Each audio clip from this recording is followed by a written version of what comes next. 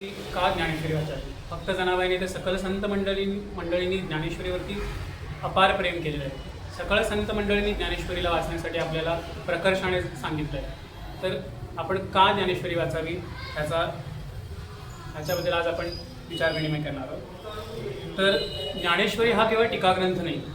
जरी श्रीमद भगवद्गीतेवरती ज्ञानेश्वर माऊलींनी टीका करण्यासाठी किंवा आपल्या मुखामध्ये एक आपल्या परिभाषेत घालण्यासाठी आपल्या मुखामध्ये त्यांनी जरी ती मराठीमध्ये प्राकृत भाषेमध्ये आपल्यापर्यंत पोहोचवली, म्हणून टीकाग्रंथ म्हणून पाहणं ज्ञानेश्वरीकडे तर ज्ञानेश्वर माऊलींच्या जे काही अट्टहास त्यांनी केला होता त्याचा अनादर केल्यासारखा आहे.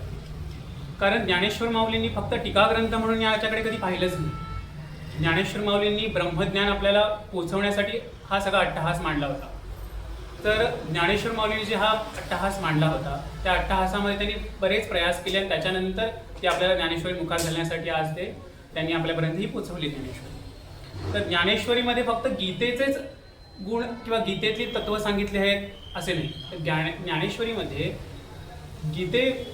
गीतेमध्ये नसलेल्याही तत्वांचा विचार विनिमय केलेला आहे. म्हणून ज्ञानेश्वरी ही एक खूप मोठा ग्रंथ किंवा आपल्यासाठी खूप प्रेरणादायी देणारा ग्रंथ किंवा आपल्यासाठी खूप एक ब्रह्मज्ञान आपल्या मुखात घालण्यासाठी किंवा आपल्या जीवनाचा उद्धार करण्यासाठीचा एक ग्रंथ आहे. आणि ज्ञानेश्वरी हा काय निव्वळ ग्रंथही नाही. ज्ञानेश्वरी आपल्यावरती कृपा करण्यासाठी नेहमी तत्पर आहे. तो ती एक देवता आहे. ज्ञानेश्वर माऊलींनी जी लिहिली. कारण ज्ञानेश्वरी सुद्धा माऊलींनी जो ज्ञानेश्वरीचा आदर केला आहे तो माऊलींनीच करावा. कारण की आत्तापर्यंत तरी ज्ञानेश्वरी संपूर्ण ज्ञात असलेल्या व्यक्ती कोणी नाही. ज्ञानेश्वर माऊली सोडले तर या जगामध्ये एकही व्यक्ती नाही की ज्याला ज्ञानेश्वरी संपूर्ण ज्ञान प्राप्त झाले. तर ज्ञानेश्वरी हा फक्त टीकाग्रंथ नसून ज्ञानेश्वरी बाकीचे तत्व. जर आपण या ज्ञानेश्वरीकडे फक्त टीकाग्रंथ म्हणून पाहिलं तर ते खूप चुकीचं आहे. ज्ञानेश्वरी माऊलींनी जी ज्ञानेश्वरी आपल्यापर्यंत पोहोचवली तर त्यातील जर गीता आपण काढून टाकली तरी सुद्धा तो एक स्वतंत्र ग्रंथ आपल्यापर्यंत आहे. आणि ही खुद्द ज्ञानेश्वर माऊली सुद्धा म्हणतात ज्ञानेश्वरीच्या शेवटी की गीतेविण ही रंगू द्यावी. म्हणजे जर गीता विरहित केलं हिला तरी ही रंग आपल्यापर्यंत पोहोचवणार. हे त्याच्या स्वतःच्याच वक्तृत्वाचं जेव्हा वर्णन करताना माऊली आपल्यापर्यंत सांगतात की गीतेविण ही रंगू द्यावी, की जरी ह्याच्यातून मी गीता काढून टाकली तरी ही आपले रंग आपल्यापर्यंत पोहोचवणारच आहे. हे ज्ञानेश्वर माऊलींनी जे स्वतःचं वर्णन केलं आहे. जनाबाईंनी आपल्याला सांगितले की का वाचावी ज्ञानेश्वरी. तर सकळ संत मंडळींनी केवळ जनाबाईंनीच नाही तर नामदेव महाराजांनी सुद्धा देखील सांगितलं आहे की ज्ञानराज माझी योग्यांची माऊली निगमवल्ली प्रकट केली. की जेणे निगमवल्ली प्रकट केली ती निगमवल्ली प्रकट केली आपल्यापर्यंत आपल्यासाठी प्रकट केली.